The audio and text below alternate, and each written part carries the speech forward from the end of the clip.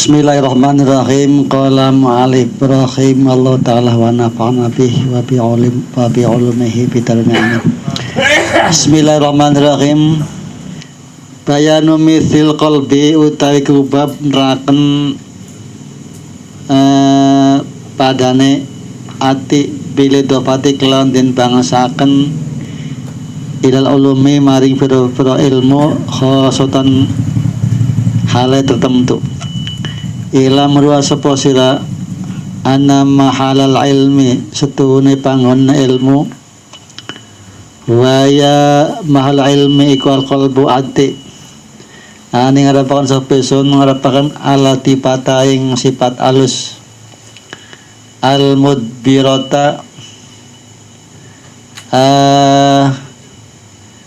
kang wasani di jamil jawarhi manis kabehane pira anggota waya utawi latifah iku al mutaatu kang den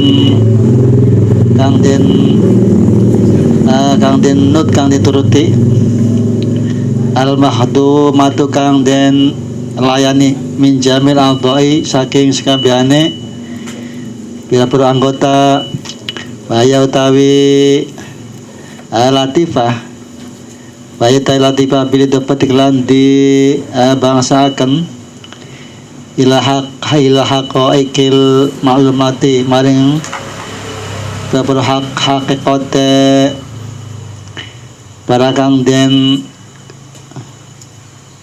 kinawruhi iku kal mir'ati kadene kaca pilih dapat iklan di bangsakan disandarakan ila suwaril matlunati maring pira-pira atau gambarane barakang den warna-warna bakana mana lil mutawini kaya setuniku barakang di warna-warna suratanana rupa wa mithalu zalika surati utai padane mokono gambar tau rupa mung tobikon kang ngecap apa mithal zalika sur pilih merati dalam kaca ya hasil apa mutawa lawun biya kelawan mir'ah kadalika mono yang sulu biha likulli maklumin iku ada saben-saben barakang dikenawruhi hakikatun utawi hakikat walitil kal hakati lan kitab kaduwe mono hakikat suratun utawi gambaran tang tobi kang ngecap apa surah fi mir'atil qalbi ing dalam kacane ati watan dohu tal pertela apa surah biya kelawan biya ilm mir'atil qalbi wa kama kaidene barang anal beratas tune kaca iku apa ke iku gharu perkara kang liyan wa suratul ashos utawi rupane utawi pira-pira rupane awak-awakan iku gharu perkara kang liya wa khusul misale utawi hasile padane surah fil mir'atin lam kaca iku gharu liyane mir'ah Baya mutai suraiku salah satu umurin telu pira-pira perkara. Pakadalika maka kayu makono umur huna ilmu kene panggonan salah satu umuril qalbi utawi salah satu umur utawi telu pira-pira perkara rupane qalbu ati wa haqaiqul asyailan pira-pira hakikat sejiwiji wa khusul nafsilan hasile kahanan wa husnul nafsil haqaiqi lan hasile kahanane pepro hakikat fil qalbi lam ati wa huduri halan hadire nafsul haqaiq fil qalbi fal alim ngutai wong alim iku ibaratun ibarat an qalbi saking ati alladzi fihi kang iku tapi dalam qalbun yahulu ya manggon apa misalu haqaiqil asya'i padane pira-pira hakikat sewiji-wiji wal ma'lum utai kang dikenawruhi iku ibarat an haqaiqil asya'i saking hakikat sewiji-wiji wal ilmu utai ilmu iku ibarat an husulil misali saking hasile contoh atau surah fil mir'ati lam kaca wakamal kayak barang anal qabdo satu negegem masaklan upamane iku yastadai narik opo al qabdu qabidoni wong kang gegem kalya digadi tangan wa makbudon lan kang digegem kasai pikete pedang wa usulan lan tumeka bainas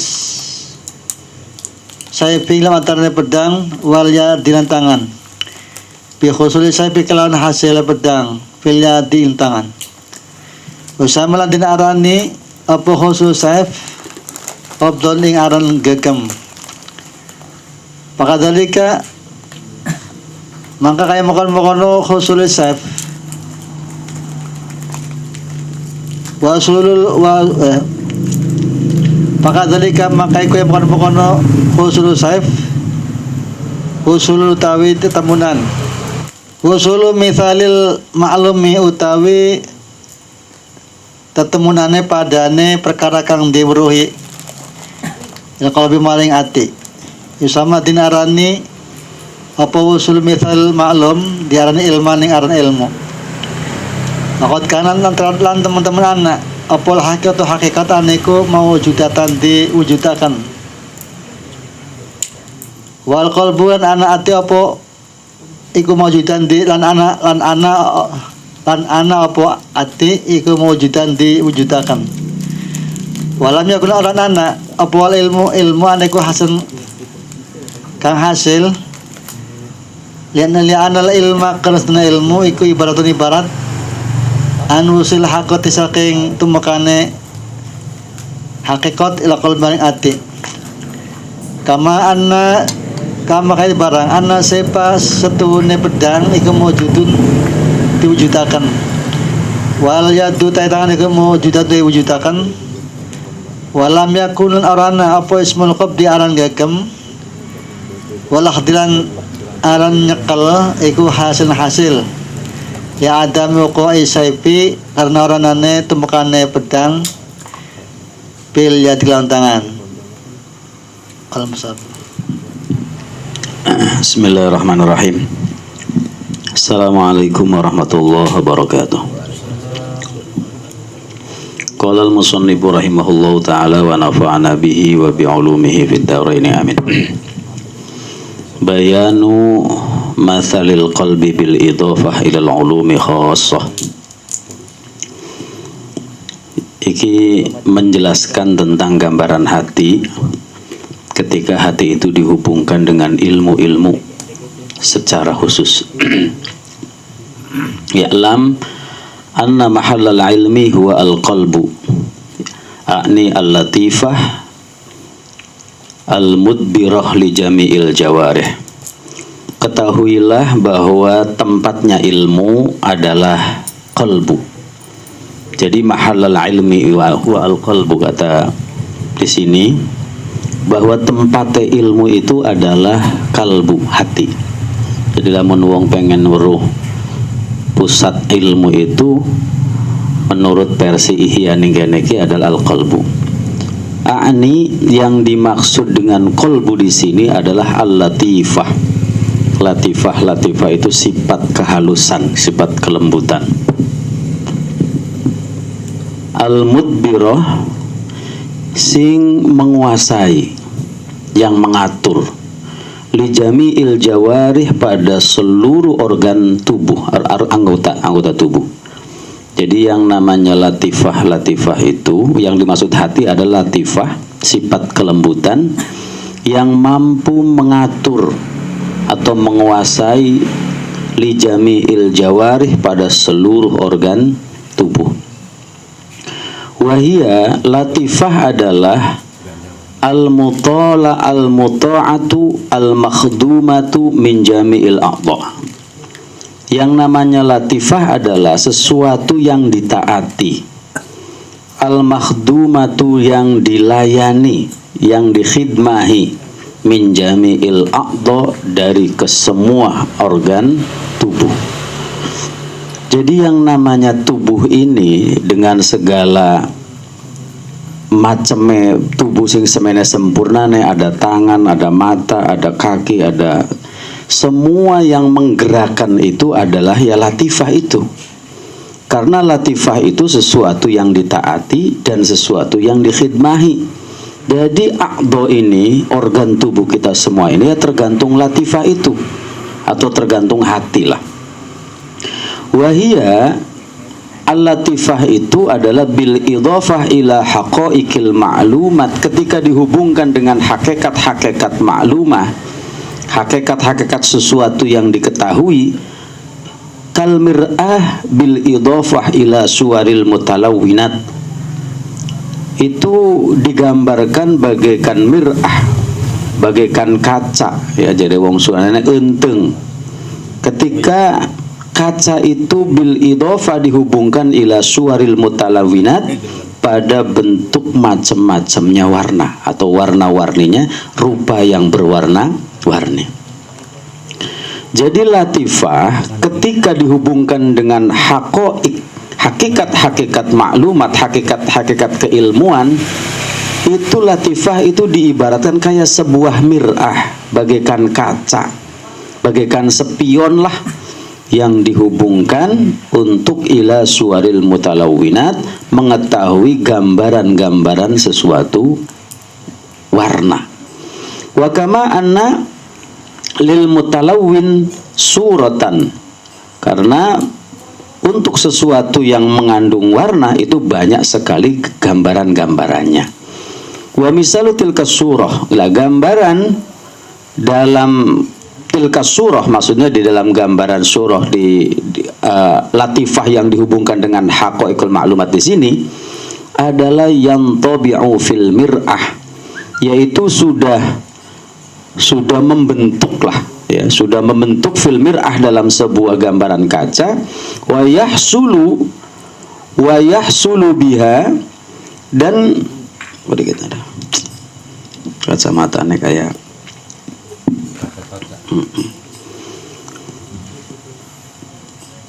wa yahsulu, dan sesuatu yang mengandung warna itu akan menjadi hasil, akan bisa dihasilkan biha dengan kaca tadi, dengan mir'ah tadi, kadzalik. Ya memang caranya harus seperti itu. Kita bisa menggambarkan sesuatu itu lewat mir'ah.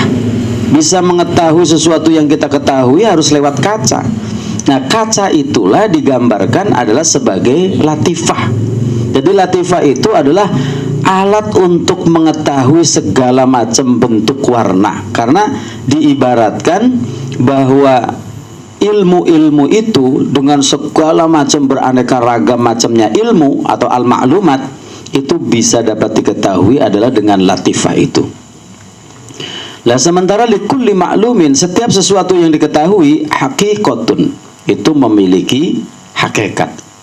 Jadi hakikat likulli ma'lumin haqiqah, segala sesuatu yang diketahui itu memiliki hakikat atau kesejatian lah. Walitilkal haqiqah, dan untuk setiap hakikat itu suratun, mengandung gambaran-gambaran, tantabi'u fi mir'atil qalbi, yang bisa diketahui, yang bisa dicap di dalam gambaran hati. Watattadihu, dan gambaran itu akan bisa menjadi jelas, fiha, di dalam mir'atil qalbi, di dalam ya kaca hati itu berarti ya gambaran hati lah. Wa kama annal mir'ah, maka seolah-olah bahwa sesungguhnya mir'ah itu, kaca itu adalah ghairu, ya, sesuatu yang lain gitu. Nah sementara wasuwarul ashkhas, gambaran seseorang, gambaran pribadi-pribadi seseorang, ghairu itu juga hal yang lain. Jadi antara kaca dengan ashkhas itu kan beda-beda. Nah, karena gini, kita mengetahui bentuk pribadi manusia, ya. Ashkhas itu, gambaran-gambaran manusia itu kan bisa dilihat itu kan dari mir'ah. Tetapi antara mir'ah dengan ashkhas itu sesuatu yang berbeda. Mir'ah itu satu masalah atau satu perkara, ashkhas juga adalah gambaran yang lain yang bukan merupakan mir'ah. Ya mir'ah ashkhas gitu kan. Tetapi kita mengetahui gambaran ashkhas itu lewat mir'ah kan gitu, gambaran hati. Wa husulu mithaliha, adapun kesimpulan gambaran-gambaran dari surah itu fil mir'ah yang bisa diketahui lewat mir'ah, lewat kaca tadi, ghairu adalah sesuatu yang selain mir'ah. Fahiyya, gambaran itu ada salah satu umurin, ada 3 perkara. Fakadzalika, maka demikian juga gambaran-gambaran 3 perkara tadi itu hahuna, di dalam persoalan ini, di dalam menggambarkan mithalul qalbi, salah satu umurin juga ada 3 hal, 3 perkara. Yang pertama al-qalbu, ada hati. Yang kedua wahaqaiqul asya, adalah hakikatnya perkara. Yang ketiga wahusulu nafsil haqaiq, hasil dari keberadaan hakikat-hakikat fil qalbi yang ada di dalam hati. Jadi gini, ketika kita menggambarkan ya lewat latifah tadi itu, kan latifah digambarkan seolah-olah kayak kaca nih, kayak mir'ah nih. Nah, di dalam gambaran-gambaran mir'ah tadi itu, setelah melihat gambaran ashkhas, ya, keberadaan manusia lah dalam diri manusia, ternyata setelah dilihat dari sisi latifah itu, di dalam diri manusia itu ada 3 umur, ada 3 unsur, ada 3 hal, ada 3 hal yang sangat penting dalam diri manusia. Nah, 3 hal tadi itu adalah mencakup satu hati, ning awake wong ki ana atine. Yang kedua, juga dengan mir'ah kita bisa mengetahui hakikat asya, hakikat sesuatu, hakikatul asya. Yang ketiganya wahusulu nafsil haqaiq fil qalbi, adalah bisa menghasilkan keberadaan hakikat-hakikat fil qalbi yang ada di dalam hati. Dan juga wahuduriha, dan hadirnya nafsul haqaiq, keberadaan hakikat-hakikat tadi fihi, yang ada di dalam hati. Ya, gambarannya ginilah. Fal alim, kalau yang disebut orang yang alim itu adalah ibaratun anil qalbi alladzi fihi yahulu mithalu haqaiqil asya. Orang alim adalah sebuah gambaran dari hati, yang mana di dalam hatinya orang alim tadi itu yahulu, itu mithalu haq, orang itu bisa memasukkan gambaran-gambaran hakikatnya perkara. Jadi wong alim iku bisa mengetahui tentang hakikatnya sesuatu di dalam hatinya itu. Itu gambaran orang alim. Jadi fal alim, orang yang alim itu ibaratun, adalah sebuah gambaran anil qalbi, dari sebuah hati, alladzi fihi, yang ada di dalam hatinya orang alim itu yahulu mithalu haqaiqil asya, yang mampu menggambarkan perumpamaan hakikatnya perkara di dalam hatinya itu. Jadi wong alim ki pasti weruning kesejatiane hakikat-hakikat sesuatu, itu namanya orang alim. Tapi bisa mengetahui hakikat asya itu ya di dalam hatinya orang alim itu. Lah berarti kan konteks alim di dalam Ikhya ini bukan seperti alim yang digambarkan dalam ilmu-ilmu di luar tasawuf. Karena kalau menggambarkan alim di dalam kitab sini, gambarannya ada dalam hati, yang dimana hati itu mampu memaknai atau memahami tentang haqaiqul asya. Itu alim yang sesungguhnya. Wal maklum, nah sesuatu yang diketahuinya kan namanya kan maklum. Nah, sementara yang disebut maklum adalah, jadi ilmu yang ditemukannya, ibaratun an haqaiqil asya, adalah sebuah gambaran dari hakikatnya sesuatu. Jadi baka alim gambaran hati yang dimana dengan hati itu orang mampu menggambarkan hakikatnya asya. Kalau maklum gambaran dari hakikatnya asya itu sendiri, itu maklum. Sementara wal ilmu, yang disebut ilmu adalah ibaratun an husulil mithal, gambaran yang mampu menghasilkan contoh-contoh fil mir'ah, yang ada di dalam mir'ah, di dalam untung, di dalam kaca itu. Kan kita bisa mampu menggambarkan sesuatu, gambarannya begini, itu kan dari mir'ah, dari kaca, di mana kaca ini ya hati, maksudnya latifah gitu. Kira-kira itu ya. Ya bahasanya kayak gini aja. Wa kama anal qabdo, atau diumpamakan lagi. Kama anal qabdo, misalkan kayak kita genggam ya, menggenggam lah masalan. Yastad'i qabidon, kalau ada bahasa genggam, menggenggam ya, nekem, iku berarti kata-kata gegem itu ada ya kobitnya, ada orangnya, orang yang menggegem. Ini gegem ya, pasti mengkene gegem gitu. Baka kata-kata kobdo berarti ada orang yang gegemnya kan, namanya kobidon. Ya. Kobdo itu kan gegeme. Kata-kata gegem pasti ada kobidonnya, ada orang yang menggenggamnya. Apa yang gegeme? Ya kalian tangan. Masa gegem karo cangkem? Bahkan gegem pasti karo tangan gitu kan. Ada lagi wa makbudon. Istilah makbudon itu sesuatu yang digenggamnya. Apa sih yang digegeme? Kasayf, gambarannya bagai kayak pedang. Maka pedang makbud. Ya, tangan adalah kobid. Jadi asal kata dari kata qabdo ini masdarnya kan. Jadi kata dasarnya qabdo, yang menggenggamnya namanya yad, tangan, yang digenggamnya namanya sayf, yaitu pedang. Lah sementara wawusulan ya, yang nyampe itu baina sayf wal yad, yang menyambungkan gitu. Wusul itu yang menyambungkan lah, yang menemukan, yang itu ada kata-kata wusul itu antara pedang dan tangan. Ya, anak pedang je nempel ning tangan, itu bahasanya wusul. Ya, nggak bisa dikatakan wusul kalau cuman pedangnya doang, anak pedang letak ya nggak bisa disebut wusul. Karena namanya wusul itu adalah nyampe baina sayf wal yad, antara pedang dan tangan, nempel ning tangan, namanya wusul. Kenapa disebut wusul? Karena bihusulis sayfi fil yad, karena adanya tangan itu dalam adanya pedang itu di dalam genggaman tangan. Wa yusamma qabdon. Nah, adanya tangan dalam, adanya pedang di dalam genggaman tangan inilah yang disebut qabdon. Ya. Ya seperti itu sih bahasanya.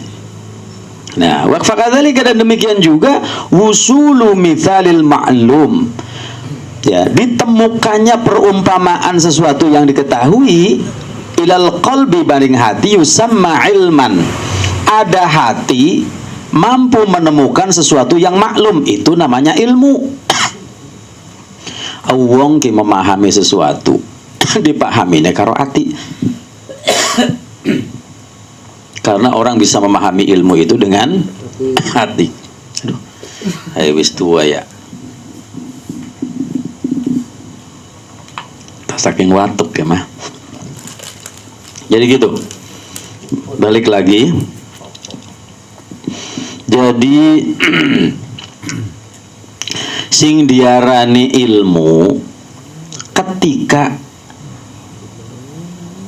ati iku mampu menemukan gambaran-gambaran maklum, atau ditemukannya gambaran-gambaran pengetahuan, ditemukan ilal qalbi, nembus tekang ati, atau ati mampu memahami sesuatu yang maklum, sesuatu yang diketahui, yusamma ilman. Inilah yang disebut ilmu. Wa qad kanatil haqiqatu mawjudatan, dan terkadang adanya sesuatu yang hakikoh ini adalah maujudah, sesuatu yang hakikat ini adalah maujud. ya, diwujudkan. Benar-benar bakal ngomong akan barang hakikat, adanya barang hakikat ya maujudah. Bakal ngomong akan barang hakikat itu sesuatu yang maujudah. Wal qalbu maujudan. Kalau hati adalah sesuatu yang diwujudkan. Walam yakunil ilmu hasilan, dan tidak ada ilmu yang hasil. Li'annal ilma ibaratun an usulil haqiqah ilal qalbi. Karena yang namanya ilmu itu sebuah gambaran dari ditemukannya hakikat ilal qalbi, menuju hati. Artinya bisa menemukan sesuatu yang sejati itu ilal qalbi, ditemuknane sampai tekaning hati. Itulah yang disebut ilmu. Jadi kalau ada ilmu belum nyampe, ana wong aku ngerui sesuatu yang hakiki tapi belum nyampe ke hati, itu belum bisa dikatakan ilmu. Ilmu itu dalam yakunil ilmu hasilan, tidak bisa ilmu itu dikatakan berhasil. Ketika li'annal ilma, karena kalau yang namanya ilmu ibaratun an usul haqiqah, lamunawis bener-bener hakikat kebenaran itu bisa dipahami dengan hati, itulah sesungguhnya yang namanya ilmu. Bakal ilmu tekan jerong hati lah. Nah, diibaratkannya kama anna saifa, ya, bagaikan sesungguhnya pedang maujudun. Singarane pedangnya kan barang sing maujud. Wal yaddu maujudah. Tangan itu yang diwujudkan. Walam yakun ismul qabdi, tidak bisa dikatakan menggenggam, wal akhdi dan mengambil, hasilan itu menjadi hasil li'adami wuqu'is sayfi fil yad, kalau tidak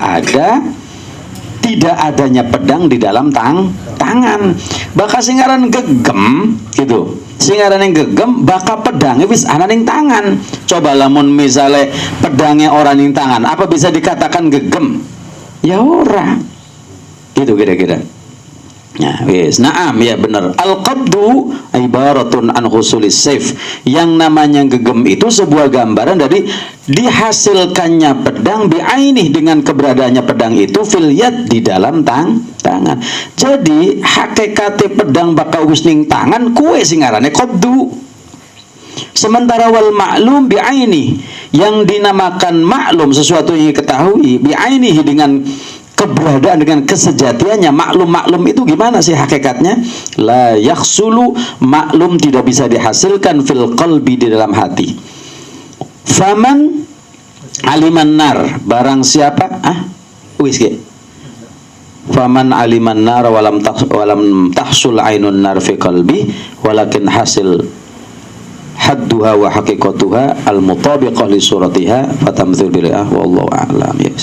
Ya macane kagok, ya keterane kagok kayak gitu doang.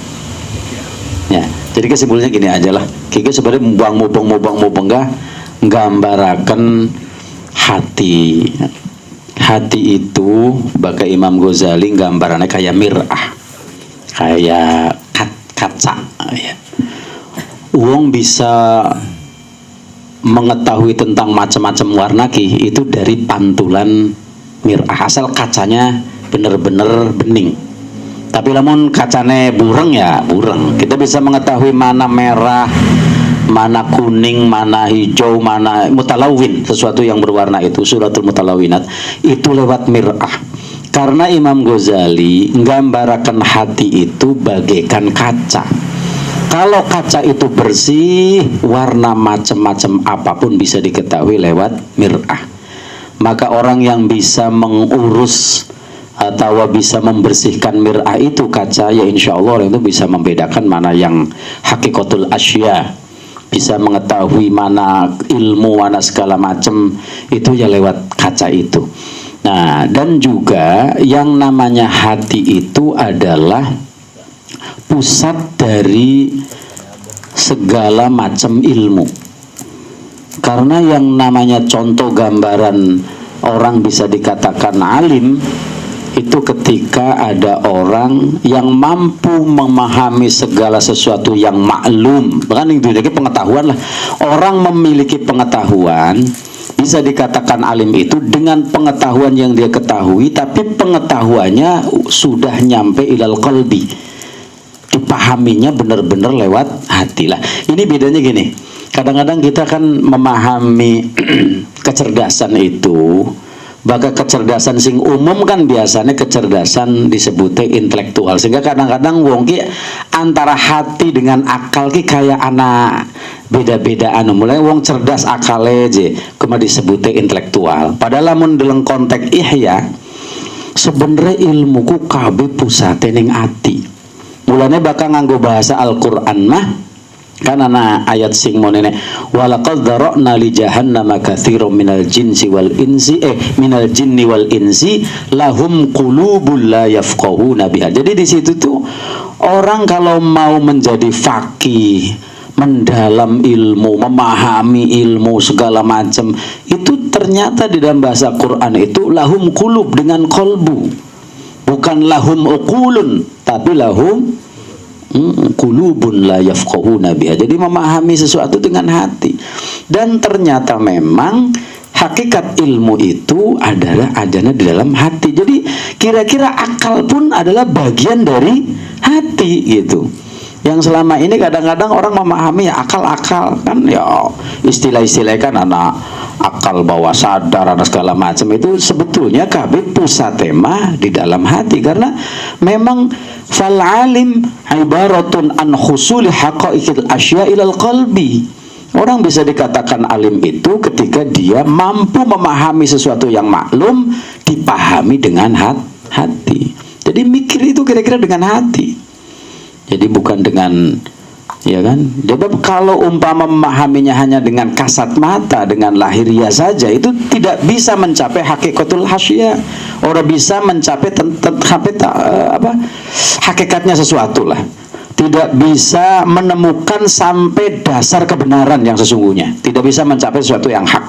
Kalau kita pengen mencapai hakikatul hasyah, itu kuncinya berarti dengan hati. Nah, hati yang bagaimana? Ya hati yang diurus. Karena memang Imam Ghazali menggambarkan hati itu adalah latifah. Latifah itu kan adalah sebuah sifat kelembutan. Sehingga digambarkan latifah itu kalmir'ah.